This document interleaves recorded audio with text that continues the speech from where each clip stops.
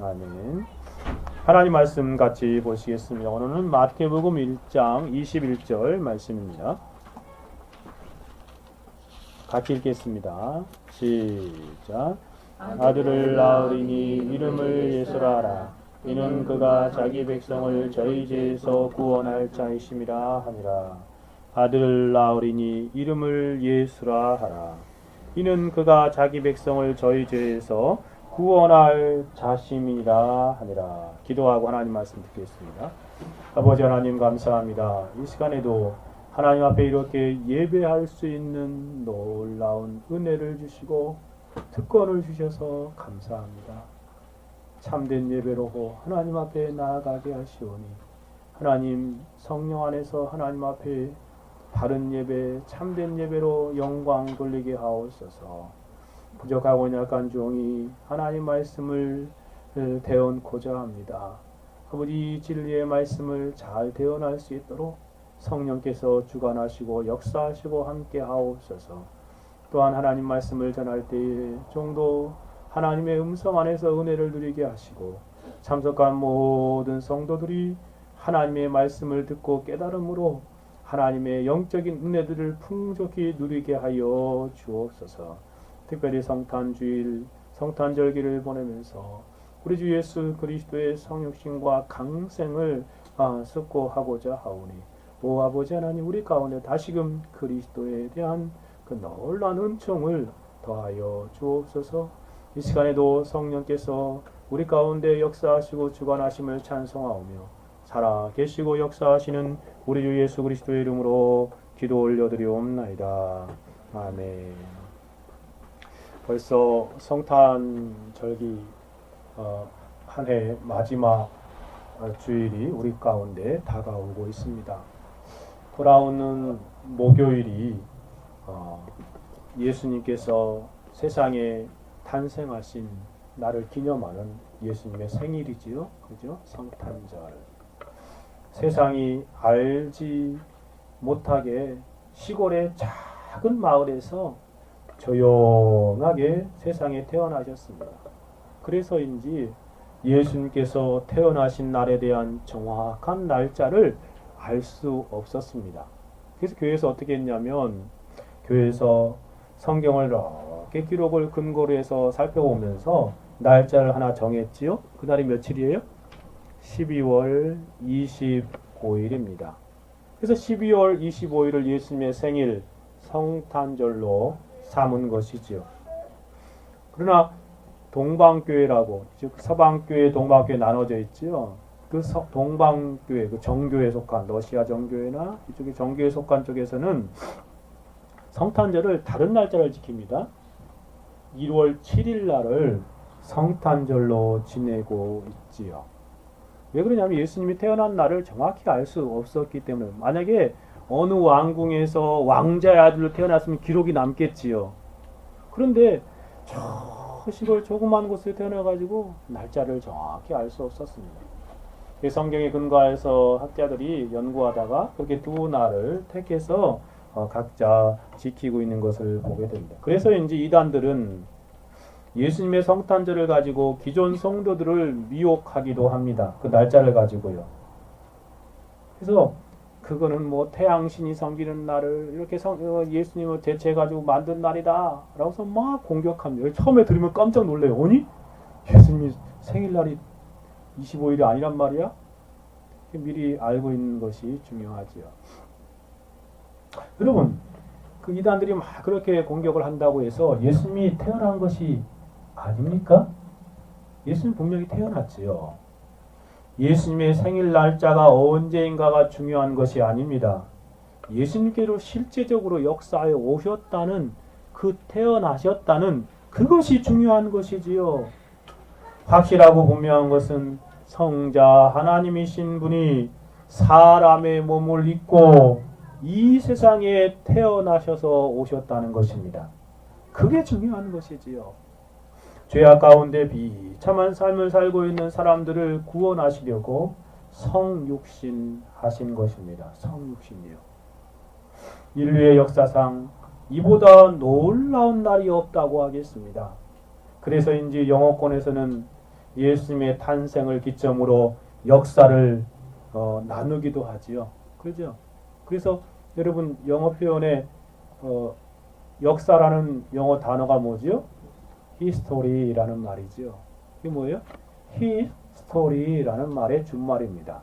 S자가 부딪히니까 X자 하나 빼서 줄이는 것이죠. 그의 이야기라는 그런 뜻입니다. 역사는 이 시대는 그의 이야기라는 것입니다. 전통적으로 예수님의 오기 전의 역사를 뭐라고 말하냐면 BC 기원전이라고 말합니다. Before Christ. 예수님 오신 이후에 AD 기원 후 혹은 서기라고 말하지요. 근데 현대 역사학자들은 이것을 부정하기 위해서 다른 것을 쓰기도 합니다. 그러나 우리는 전통적으로 그것을 쓰고 있지 않습니까?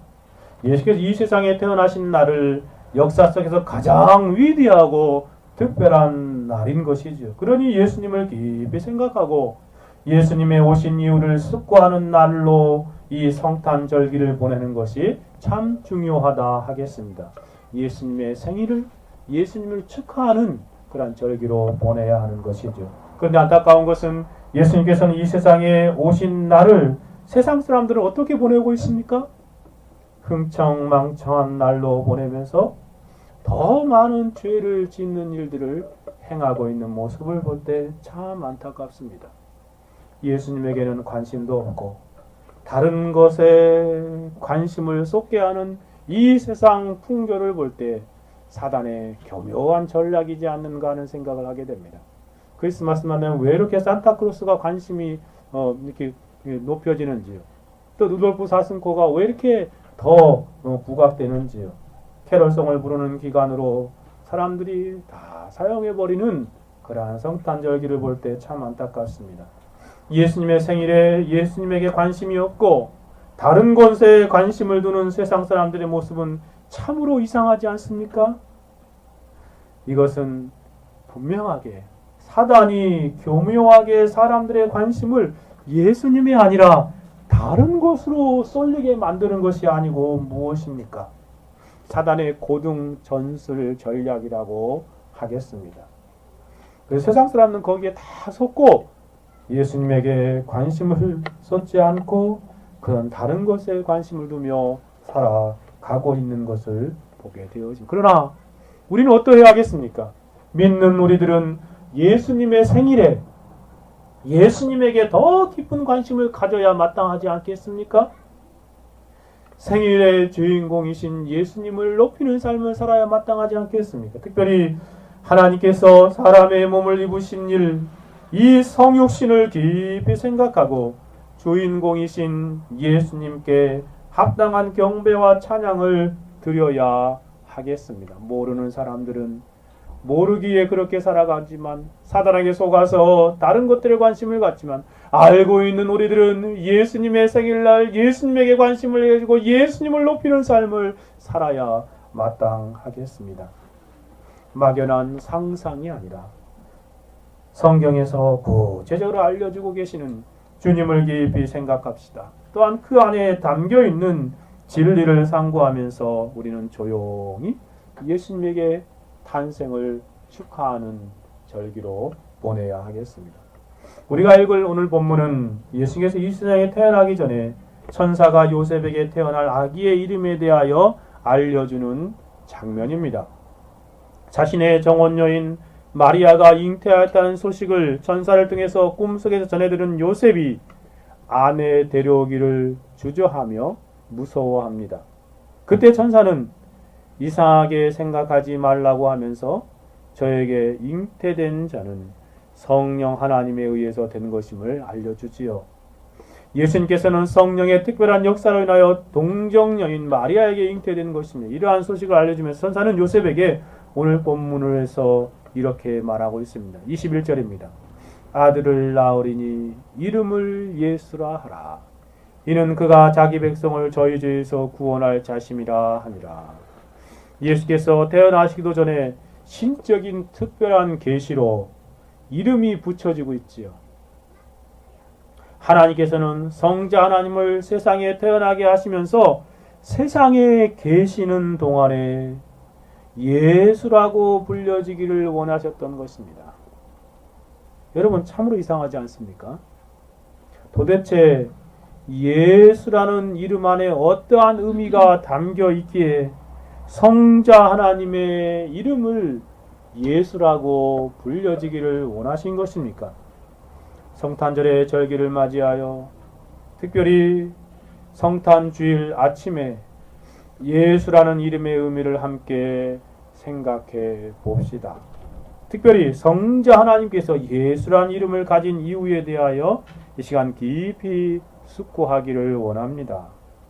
우리가 함께 살펴볼 진리는 예수라는 이름은 그분이 택함을 받은 사람들의 유일한 중보적 구원자가 되신다는 진리입니다. 이 진리를 본문에서 함께 세 가지로 나누어서 숙고해 보기를 원합니다. 첫 번째로 예수라는 이름은 유일하신 구원자라는 의미입니다. 어떤 의미라고요? 유일하신 구원자다. 첫째가 바로 예수라는 이름은 유일하신 구원자다라는 뜻입니다. 천사가 태어날 분의 이름을 예수라고 알려주면서 그의 이름을 그렇게 지은 이유를 이렇게 말하지요. 아들을 낳으리니 이름을 예수라. 이는 왜냐하면 그가 자기 백성을 저희 죄에서 구원할 자이심이라 하더라. 원어의 의미를 쉽게 풀어서 번역해 보면 하나님께서는 전사를 통해 이렇게 말씀하시는 것입니다. 그의 이름을 예수라고 불러라. 그의 이름을 예수라고 불러라. 그 이유는 왜냐하면 그가 구원할 것이기 때문이다. For he will save라고 말씀합니다. 왜냐하면 그분이 그 사람이 그가 will save 구원할 것이기 때문이다 라고 말하고 있습니다. 예수라는 이름의 첫 번째 의미는 바로 구원하실 분이라는 의미입니다. 진실로 그러합니다. 예수라는 이름 그 안에는 구원자라는 이름이 포함되어 있습니다. 구원자, 우리를 구원하실 분. 그래서 예수라는 이름의 의미를 아는 사람은 그 예수스, 헬라어는 그대로 우리나라 발음하고 비슷합니다. 영어에서는 그냥 지저스라는 엉뚱한 이상한 발음으로 가버렸는데 원래 헬라어가 예수스, 우리나라 말도 예수 그대로 번역됐죠. 참 발음이 우리 언어가 좀 특별한 발음 체계가 있어서 잘 표현한 것 같습니다. 예수스라는 그 말, 그게 바로 유의 구원자이시다라는 말이에요. 구원자. 그러니 그 의미를 아는 사람, 우리를 구원하실 분이야? 이름만 들어도 깜짝 놀라고 그것에 감탄하고 경탄하게 되어지는 것입니다. 자카리스 우리시누스라는 분은 이 예수라는 이름에 대하여 이렇게 말합니다. 예수, 히브리어 형태로는 여호수아 혹은 예수아, 헬라어는 예수스라는 말인데요. 이 단어는 구주 혹은 구원을 베푸는 자라는 뜻입니다 라고 알려줍니다. 이러한 이름의 진정한 어원과 의미는 오늘 본문의 천사의 말에서 잘 드러납니다. 그러므로 하나님의 아들이 예수라고 불리는데 이것은 직분상 그가 구주이심을 나타낸 것입니다. 그렇습니다. 예수의 이름 속에서 알 수 있는 진리는 예수님은 우리의 구원자라는 말씀이에요.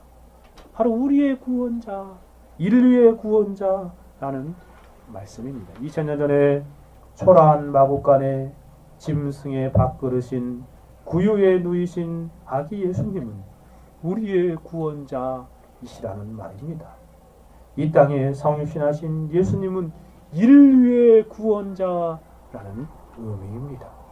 뿐만 아니라 예수님께서는 구원자이실 뿐만 아니라 유일하신 구원자라는 말씀입니다. 화란의 개혁주의 표준 문서인 하이델베르크 요리문답 제29문에서는 예수님께서 유일한 구원자 되심을 이렇게 설명하고 있습니다. 질문하기를 하나님의 아들을 왜 예수, 즉 구주라고 부릅니까? 왜 예수라고 이름을 부르고 구주라고 부릅니까? 라고 물어보면서 뭐라고 대답합니까? 답하기를 그가 우리의 모든 죄에서 우리를 구원하시기 때문입니다. 또한 다른 어느 누구에게서도 구원을 찾아서도 안 되며 발견할 수도 없기 때문입니다. 라고 잘 말해줍니다.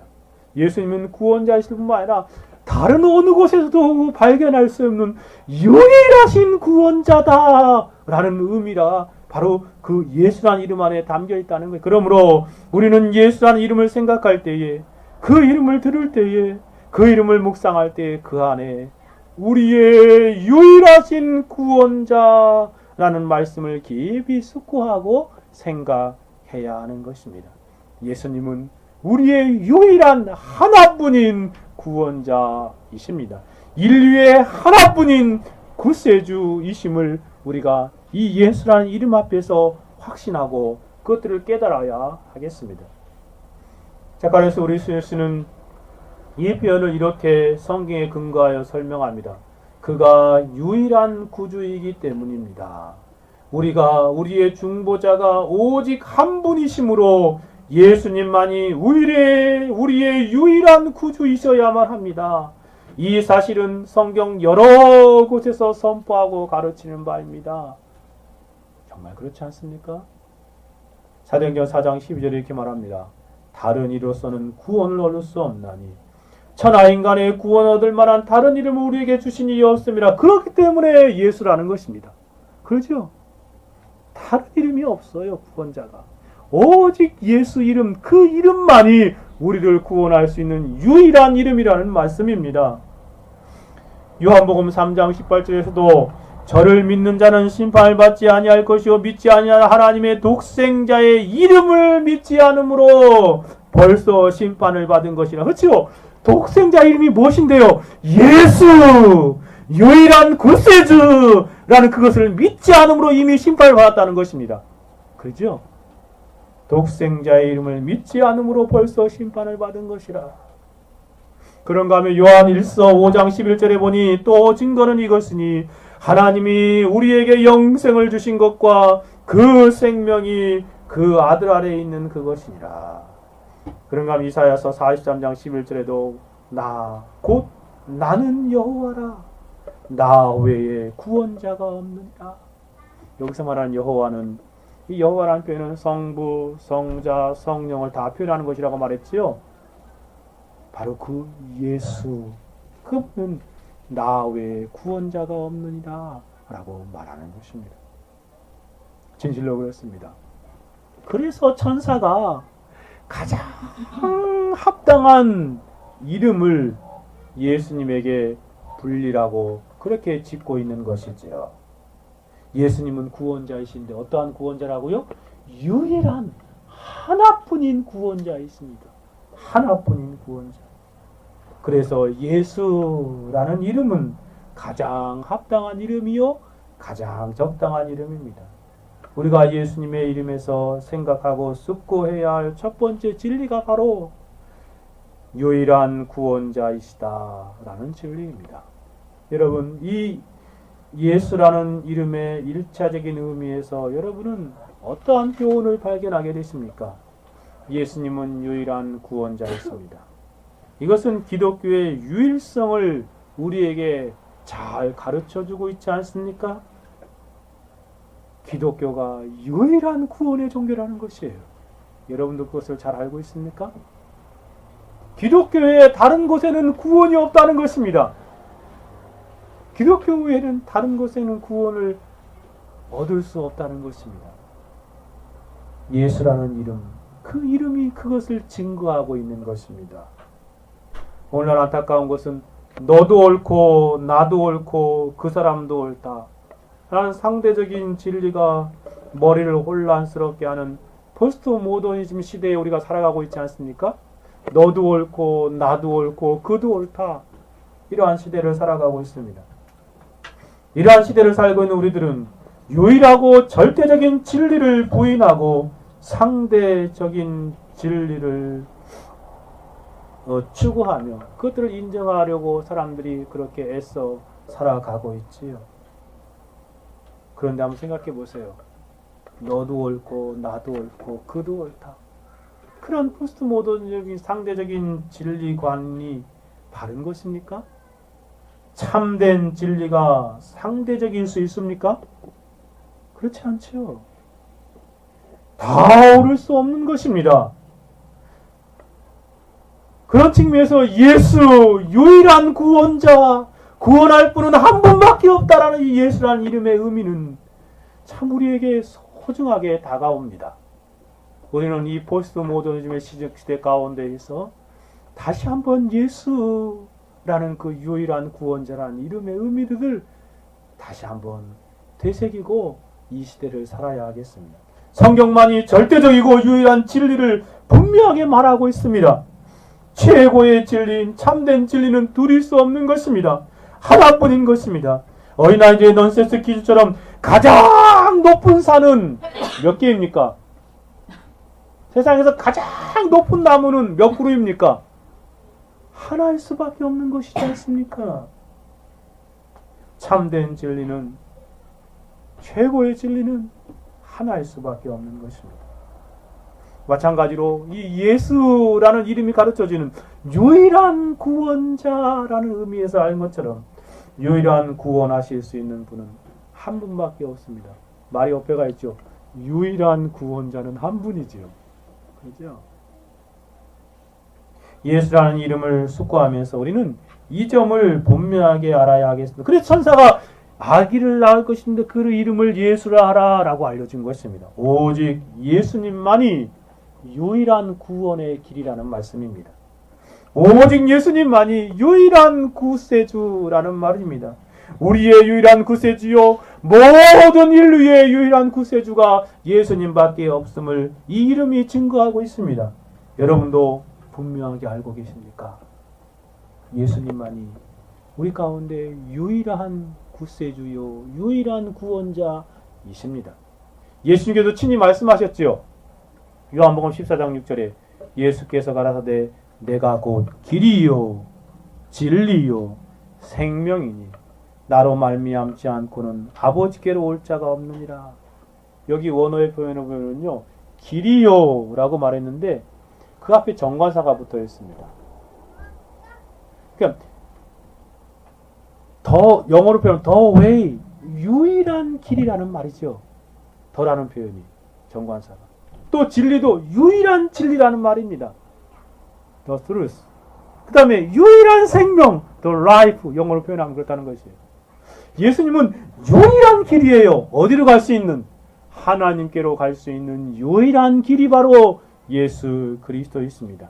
땅에서 하늘까지 닿아 있는 유일한 사닥다리는 예수 그리스도밖에 없는 것입니다. 성탄절의 절기를 보내면서 우리는 예수님의 이름을 다시 한번 생각하며 예수님의 유일한 유일성을 다시 한번 깊이 되새겨야 합니다. 예수님만이 유일한 구원자 되십니다. 다른 곳에는 구원이 없습니다. 이 진리를 확고히 하고 우리는 그분께 합당한 경배와 찬양을 드리는 삶을 살아야 하겠습니다. 첫 번째, 예수라는 이름의 의미가 뭐라고요? 유일한 구원자라는 뜻입니다. 두 번째로 가봅시다. 두 번째, 예수님이라는 이름의 의미는 택함받은 사람들의 유일한 중보적 구원자라는 말씀입니다. 택함받은 사람들의 유일한 구원자라는 말이에요. 택함받은 백성들의 유일한 구원자. 오늘 본문에서 천사가 예수님께서 유일한 구원자이신데 그 대상이 누구인지 제한적으로 분명히 말하고 있죠. 다시 한번 읽어볼까요? 마태복음 1장 21절 같이 읽어봅시다. 시작. 아들을 낳으리니 이름을 예수라 하라. 이는 그가 자기 백성을 저희 죄에서 구원할 자이심이라. 여기 보십시오. 이는 자기 백성을 저희 죄에서 구원할 자다.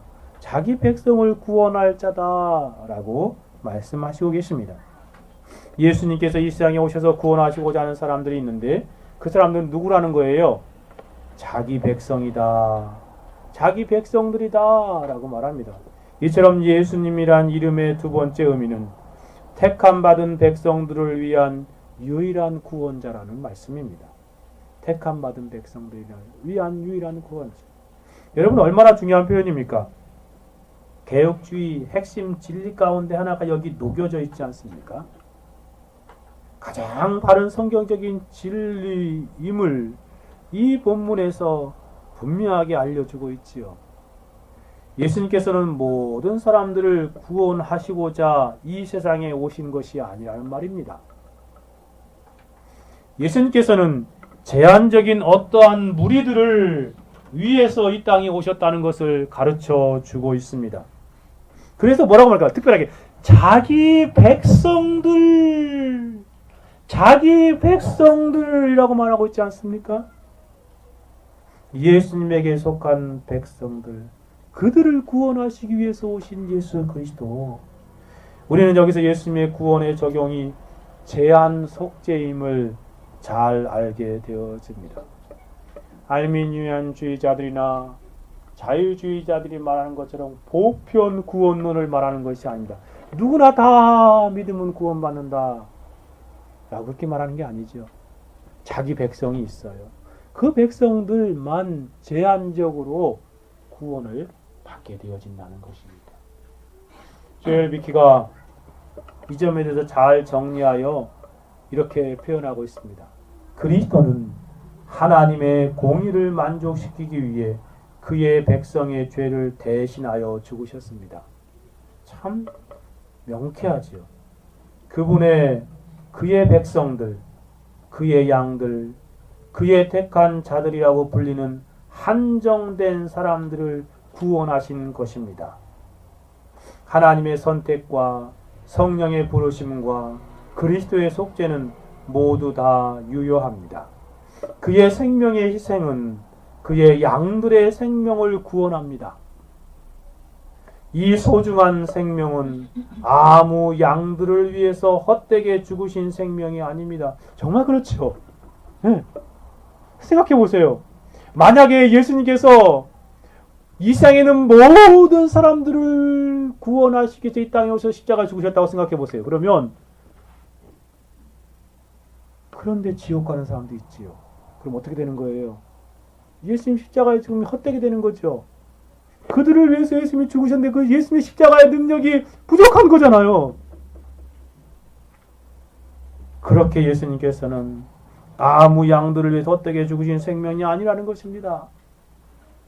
예수님께서는 모든 사람들의 구원을 가능하게 하기 위해서 돌아간 것이 아니라는 말입니다. 그분은 자신의 양들을 구원을 확실하게 하기 위해서 돌아가셨습니다. 예수님께서 요한복음 10장에서 그것을 이렇게 말씀하시지 않습니까? 나는 선한 목자라. 선한 목자는 양들을 위해서 목숨을 버리고 오니와. 예수님이 선한 목자인데 자신에게 속한 양들이 있다는 것이에요. 그 양들을 위해서 자신이 목숨을 버린다 라고 말씀하시고 계십니다. 삭구는 목자도 아니요 양도 제 양이 아니라 이리가 오는 것을 보면 양을 버리고 달아나니 이리가 양을 늑탈하고 또 해치느니라. 달아나는 것은 저가 싹군인 까닭에 양을 돌아보지 아니한. 그렇죠. 품삯 받고 양을 돌보는 사람들은 자기 양이 아니기 때문에 그냥 짐승들이 오면 그냥 곰이나 그냥 사자나 그리고 또 뭐 이리떼들이 오면 늑대가 오면 도망가 버리는 거죠. 자기 죽지 않으려고. 그러나 나는 선한 목자라. 내가 내 양을 알고 양도 나를 아는 것이 아버지께서 나를 아시고 내가 아버지를 아는 것 같으니 나는 양을 위하여 목숨을 버리노라. 그렇습니다. 예수님께서는 자기의 백성들, 자기에게 속한 양들을 위해서 십자가에서 목숨을 버리심으로 죽으셨습니다. 예수님은 택함 받은 사람들의 유일한 중보적 구원자이시라는 말입니다.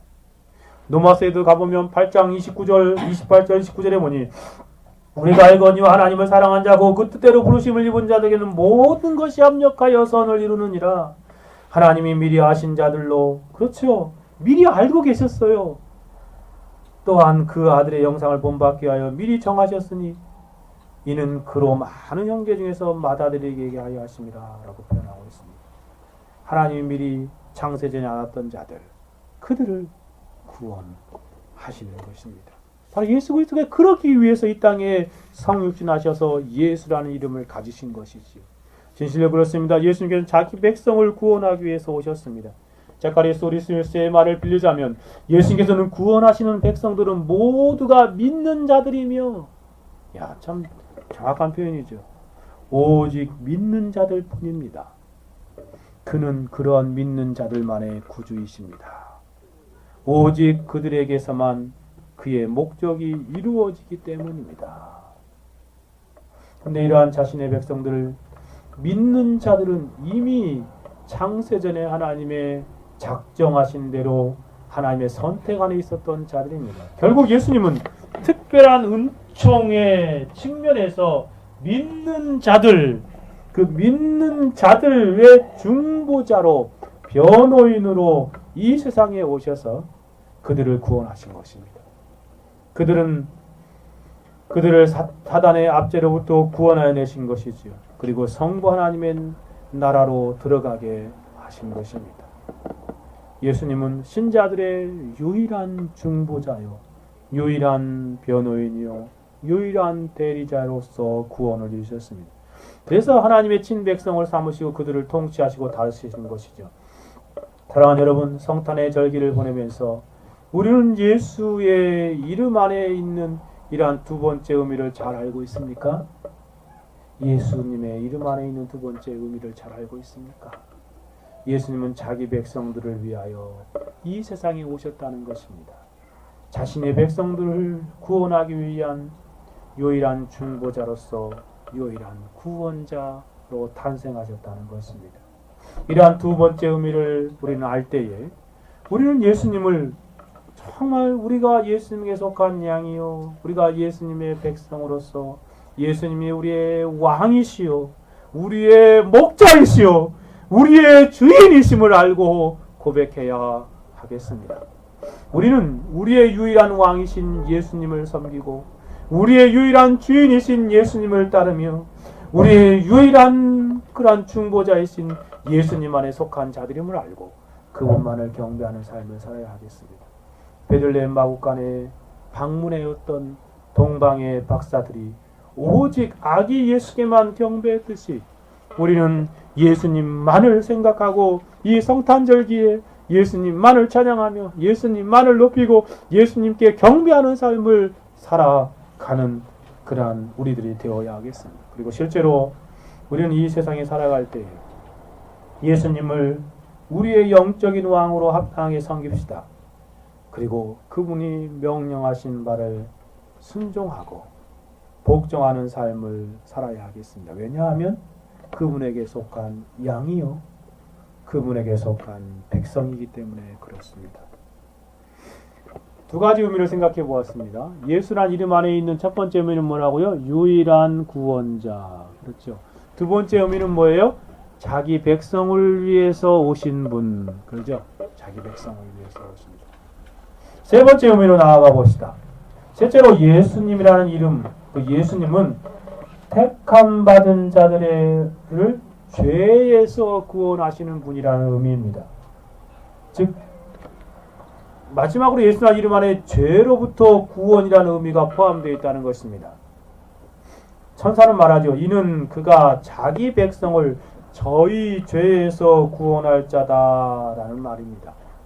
여러분, 저희 즉 자기 백성들을 그들의 죄로부터 구원하신다는 것이지요. 얼마나 중요한 표현입니까? 구원하시는데 어디서부터? 죄에서 구원하시는 유일한 구원자라는 말씀입니다. 오늘날 이러한 죄에서 구원에 대해 더욱 분명하게 해야 할 필요성을 느끼는 시대가 되었습니다. 왜냐하면요, 사람들이 이 구원에 관하여서 죄로부터의 구원을 아주 무시하는 시대가 되었기 때문에 그래요. 아니, 경멸하는 시대가 되었습니다. 참 안타까운 시대예요. 예수님이라는 이름 안에 죄로부터 구원이 깃들여 있습니다. 그 예수님께서는 성육신하신 1차적인 목적이 바로 죄에서 구원입니다. 다른 것으로부터 구원은 2차적인 거예요. 아니라는 말이에요. 1차적인 우선적인 목적이 아니라는 말입니다.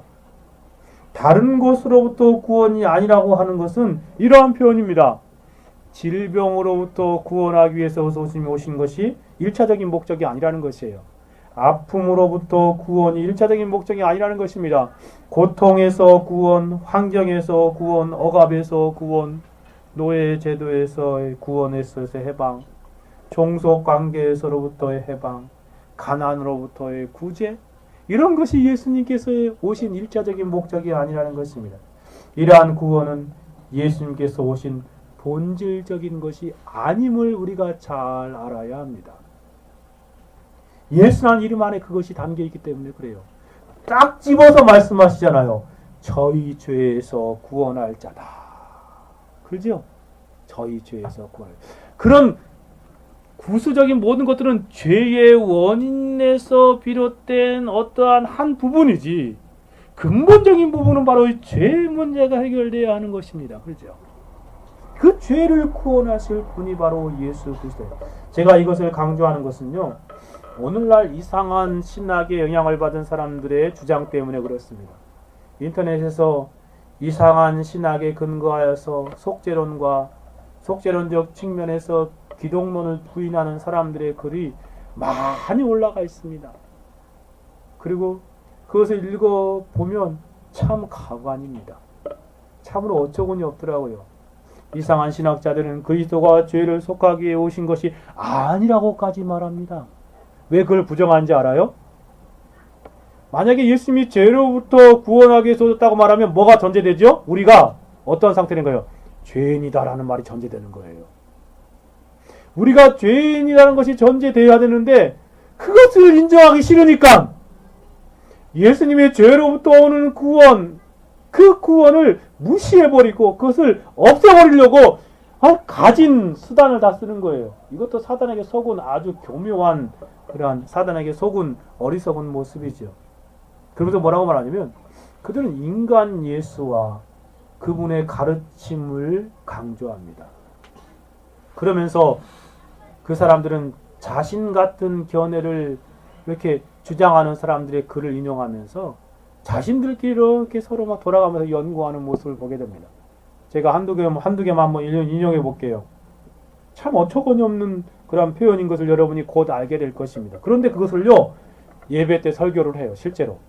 그리고 동영상이 올라와 있고 그 예배 글이 그대로 올라와 있어서 그대로 그것이 노출되어 있습니다. 그게 기독교인 양, 예수님이 성육신하신 목적인 양, 잘못 가르치고 있는 모습을 볼 때 참으로 안타깝죠. 서강대학교 종교학 모 명예교수가 자신의 모교에 2000년 7월 2일의 설교문 내용 일부를 소개하면서 이렇게 말합니다. 여러분 한번 생각해 보세요. 예수님께서는 진정으로 하나님을 사랑하고 진정으로 인간을 사랑하다가 하나님보다 자기들의 종교적인 정통과 기득권을 더 사랑하고 인간보다 율법을 더 소중히 여긴 사람들에 의해서 천형당한 것이지 우리의 죄를 대속하기 위해 십자가의 죽음으로 스스로 취하신 것이 아닙니다. 아이고, 여러분 이해하시겠죠? 얼마나 어리석은 주장입니까? 하나님은 죄 없는 자기 아들로 하여금 우리들을 죄값을 대신 치르도록 한 연후에야 비로소 인간의 죄를 용서해주는 계산적 하나님, 대가를 요구하는 야박한 하나님이 아닙니다. 다른 것을 이해하시겠습니까? 그러면서 전통적인 성경의 바른 교리를 이렇게 말합니다. 전통 교리에 의하면 하나님은 인간과 상호주의를 고집하다가 인간 측에서 도저히 그 엄청난 죄값을 치를 방법이 없으니까 하나님 쪽에서 자기 아들로 하여금 대신 형벌을 받게 하고 인류의 죄를 용서했다는 얘기인데 이것은 병 주고 약 주는 식이 아닙니까? 이게 설교예요, 설교. 그러면서 그는 이렇게 말합니다. 나는 솔직히 말해서 이러한 하나님이라면 고맙지만 사랑하겠습니다. 그리고 이렇게 말합니다. 차라리 영원한 형벌을 받을지라도 나의 죄값을 끝까지 내가 치르겠습니다. 라고 오기를 부르고 싶을 생각마저 듭니다. 라고 말합니다.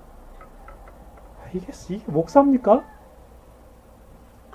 죄 없는 자기 아들을 제물로 잡고서야 직성이 풀리는 잔인하게까지 하는 보이는 그런 하나님 난 도저히 이해할 수 없습니다. 여러분 어떻게 생각하십니까? 더 읽기도 싫어요. 역겹더라고, 역겨워. 어떻게 이런 말을 설교 가운데에서 해내는 것입니까? 계속 이렇게 말합니다. 예수는 결코 십자가에 죽기 위해 이 세상에 태어난 분이 아니십니다. 좋은 일을 하다가 할 수 없이 잡혀 죽으셨고, 할 수만 있다면 살려달라고 십자가의 승자를 멀리 해달라고 하나님께 마지막까지 울부짖다가 돌아가신 분입니다.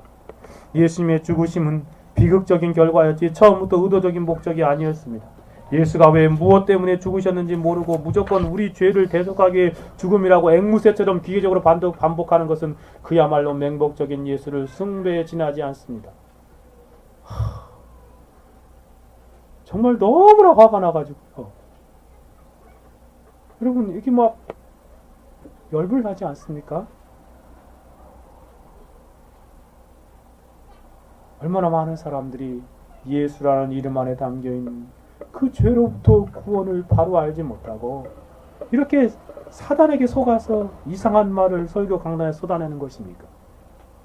예수의 십자가 사건이 우리의 구원이 되는 이유는 우리도 예수와 같이 자기를 비우고 하나님을 사랑하고 인간을 사랑함으로써 우리 자신이 십자가의 길을 통해 영원한 생명을 얻기 때문이지, 우리와는 무관하게 2000년 전 저 팔레스타인에서 일어나는 어느 한 사건 때문에 온 인류가 자동적으로 구원을 받게 되는 것은 되었다는 황당무계한 논리 때문이 아닙니다. 여러분 어떻게 생각하십니까? 참으로 이상한, 정말 사탄적인 소리지 않습니까? 이걸 어떻게 설교라고 말할 수 있을까요? 예수께서는 성육신하신 1차적인 목적이 예수라는 이름 안에 담겨있는 것처럼 죄에서부터 구원입니다. 우리의 그 어쩔 수 없는 그 죄, 우리가 해결할 수 없는 죄, 인류의 가장 큰 이 무시무시한 죄의 세력, 그것들을 해결하기 위해서 예수께서 십자가에 죽으신 것입니다. 여러분도 그 진리를 분명히 해야 되지 않겠습니까? 물론 한국교회 안에서 이러한 극단적인 주장은 공공연하게 말하는 사람이 소수인 것입니다. 그럼에도 불구하고 여러분에게 이렇게 긴 글을 그대로 인용한 것은 오늘날 얼마나 많은 사람들이, 또 젊은이들이 이러한 사상에 물들어 가고 있는지요. 교회 안에 있으면서도 이러한 글의 영향을 받아서 그대로 인용하고 그대로 받아들이는 젊은이들이 많더라고요. 그냥 따가서 전하는 것입니다. 사단의 교묘한 전술이고 전략입니다. 바로 예수라는 그 이름의 참된 죄로부터의 구속을 무너뜨리기 위한 것이지요. 여러분, 이 시대를 분별하고 영들을 잘 분별해야 합니다. 특별히 성탄의 절기가 되면 사람들이요, 가난한 자로부터의 구원, 질병으로부터의 구원, 그런 것들만 많이 말합니다. 그 배경에는 이러한 사상이 깔려 있습니다. 사랑하는 여러분, 특별히 성탄의 절기를 보내면서 우리는 다시 한번 우리의 바른 신앙을 견고하게 하고 분명하게 합시다. 그리스도께서 이 세상에 오신 것은 우리의 죄로부터 구원하시기 위함입니다. 오늘 본문을 살펴봐도 이러한 진리를 얼마나 분명하고 자명합니까? 그럼에도 불구하고 어리석은 사람처럼 사단의 속임수에 이러한 자명한 진리를 무시하고 다른 것들로부터의 구원을 위해서 그리스도를 바라보는 그런 어리석음을 우리는 깨닫고 버려야 하겠습니다. 노이 존스가 십자가는 설교에서 말하는 바와 같이 예수님은 우리의 모범으로서 이 세상에 오신 것이 아닙니다. 그렇죠? 우리로 하여금 예수님을 닮은 그런 닮은 삶을 살게 하려고 이 땅에 오신 것이 아니라는 것입니다. 십자가에서 우리 죄를 위해 죽기 위해서 오신 것입니다. 그러면서 이렇게 말합니다. 성경의 중심적인 가르침은 예수를 본받으라는 것이 아닙니다. 예수님의 십자가입니다. 즉 우리의 죄를 위해서 구원을 이루신 예수님의 십자가가 복음의 핵심이요 기독교적인 가르침입니다. 지식적으로 했습니다. 우리 죄를 속하기 위해서 그리스도께서 예수라는 이름을 가지고 이 땅에 오셨습니다. 그 속죄 사역이 그리스도의 중심 사역입니다. 예수님께서 공생애를 사시면서 3번이나 자신이 십자가에 못 박혀야 할 것을 미리 말씀하셨고, 그리고 이 세대에 보여줄 수 있는 가장 중요하고 큰 표적도 요나의 표적이라고 분명히 말씀하셨습니다. 더욱 예수님께서 직접 이렇게 말씀하시지 않습니까? 내가 의인을 부르러 온 것이 아니라 죄인을 불러 회개시키러 왔노라. 인자가 온 것은 섬김을 받으려 함이 아니요 도리어 섬기려 하고 자기 목숨을 많은 사람의 대속물로 주려 함이라. 나는 선한 목자라. 선한 목자는 양들을 위하여 목숨을 버리거니와. 참으로 그렇습니다. 예수님의 십자가의 구속과 속죄 사역이 근거가 되지 않는 예수님을 닮는다는 메시지는 다 이단적인 것입니다. 사단적인 가르침입니다. 먼저 예수님의 십자가의 구속과 속죄 사역이 전해져야 하고 그 기반 위에 그러한 메시지들이 드러나야 하는 것이지요. 이 진리를 믿음으로 구원받아 하나님의 자녀들이 된 사람들이 그 이후의 삶으로 나타나요. 그런 것들을 말해야 하는 것입니다. 그 다음에 예수님을 닮은 삶, 그것이 그리스도인들의 마땅한 삶이죠. 사랑하는 여러분, 저는 이 주일 아침에, 성탄 주일 아침에 예수란 이름 안에 담겨있는 세 가지 의미를 말씀드렸습니다.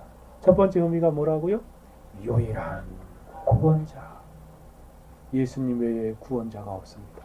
여러분도 잘 알고 있습니까? 이런 말하면 오늘날은 막 주위 사람들이 다 도전해 오죠. 그러세요. 그러다 할지라도 예수라는 이름 안에 유일한 구원자이시다 하는 의미로 우리가 견고하게 붙들어야 하겠습니다. 절대적인 진리는 하나입니다. 두 번째 의미가 무엇입니까? 예수님은 자기 백성을 위해서 죽으셨다는 것입니다. 자기 백성의 왕으로 이 땅에 오셨습니다. 주인으로 오셨죠. 세 번째로는 예수 그리스도를 죄로부터 구원을 위해서 이 땅에 오셨다는 것입니다. 우리가 예수님의 이름 안에 있는 의미를 아는 자들이라고 한다면 이 성탄절기에 어떠한 삶을 살아야 하겠습니까? 2014년 성탄절기를 보내면서 예수라는 이름 안에 담겨있는 진리를 숙고하고 우리는 이러한 삶을 살아야 마땅하지 않겠습니까? 첫째는 예수님의 이름을 가장 귀하게 여기고 합당한 찬양의 삶을 살아갑시다. 이곳에서 저곳에서 막 캐롤성이 흘러나오고 정말 산타크로스 누덜구 사슴고 그냥 겨울 그런 것들이 흘러나온다 할지라도 우리는 이 성탄절기에 예수의 이름을 생각하고 예수의 이름을 찬송하는 삶을 살아가야 하겠습니다. 시편 8편 1절 또 9절에 말한 것처럼 여호와 우리 주여 주의 이름이 온 땅에 어찌 그리 아름다운지요. 여호와 우리 주여 주의 이름이 온 땅에 어찌 아름다운지요. 그 예수의 이름의 아름다움을 깊이 생각하며 예수의 이름만을 찬송합시다. 우리가 가지고 있는 수많은 찬송시의 작가들이 예수 그리스도의 이름을 찬송하였듯이 우리 또한 그 이름을 찬송하고 그 이름에 합당한 존귀와 영광을 드리며 이 성탄절을 보내야 하겠습니다. 두 번째로는 이 예수의 이름을 믿고 의지하면서 살아갑시다. 여러분, 예수님이 유일한 구원자라는 말은 우리가 구원받을 수 있는 유일한 분이 예수님 한 분밖에 없다는 것입니다. 그러니 그 이름을 붙드십시오. 다른 이름은 없습니다. 예수님이 자기 백성을 위해 이 땅에 오셨다는 사실을 생각할 때 예수 그리스도를 여러분의 왕으로 여러분의 주인으로 모셔드리십시오. 예수 그리스도만이 여러분을 죄에서 구원할 수 있는 유일한 구세주이심을 알 때 여러분의 모든 죄를 가지고 그 예수 그리스도 앞으로 나아가십시오. 그리고 그분에게 여러분의 죄를 자백하며 고백하며 용서를 구하십시오. 그렇게 주님의 이름만을 의지하며 주님만의 이름만을 믿고 이 땅을 살아가는 것이 사실 우리가 예수의 이름 안에 담겨있는 의미를 믿음으로 고백할 때 그것이 구원이지 않습니까? 요한복음 1장 12절에 말한 것처럼 영접하는 자, 곧 그 이름을 믿는 자들에게는 하나님의 자녀가 되는 권세를 주셨다라고 말씀하셨습니다. 영접이 뭐예요? 믿는 건데 뭘 믿는 거예요?